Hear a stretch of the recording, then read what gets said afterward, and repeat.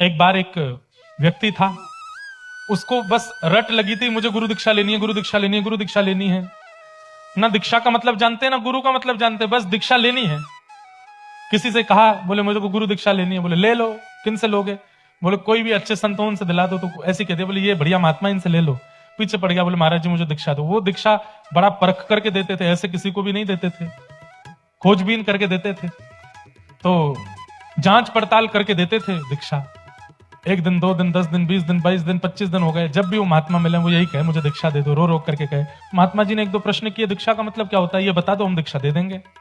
बोले ये नहीं पता। बोले गुरु का मतलब बता दो। बोले ये भी नहीं पता। तो बोले तुम्हें कुछ पता ही नहीं तो फिर दीक्षा क्यों? बोले नहीं बस दीक्षा चाहिए, हमने सुना है दीक्षा लेने से उद्धार होगा। अरे बिना जाने कैसे उद्धार हो जाएगा? बोले बस हो जाएगा, आप दे दो। अब तो इतना पागल हो गया दीक्षा लेने के लिए कि गुरुजी की कुटिया के बाहर ही सो जाता है। गुरुजी कहीं भी जाते हैं पीछे पीछे घूमता, दीक्षा दे दो। हद तो तब हो गई, एक दिन गुरुजी कुटिया से निकल करके शौच के लिए गए वन में, वो वहां भी पहुंच गया और गुरुजी से जाके बोले गुरुजी बैठे हैं बेचारे, तो मुझे दीक्षा दे दो। तो गुरुजी ने गुस्सा में लोटा उठा करके कहा कि उठा के मार दूंगा, कपाल फूट जाएगा तेरा। और उसने उसी को ही दीक्षा मान लिया। बोले यही मेरी दीक्षा है।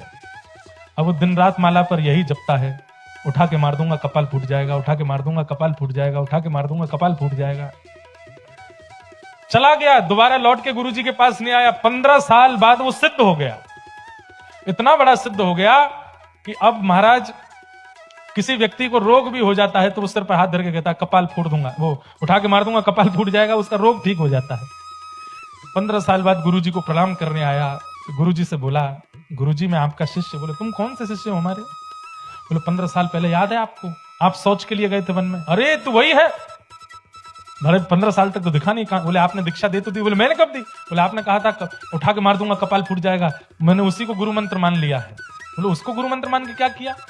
बोले कि महाराज मैं क्या दिखाऊं, बाहर चलो। दिखाया तो उसके महाराज इसका रोग दूर कर दिया, इसका वो दूर कर दिया। बोले कि तुमने मंत्र क्या लिया? बोले मंत्र यही है मेरा, उठा के मार दूंगा कपाल फूट जाएगा।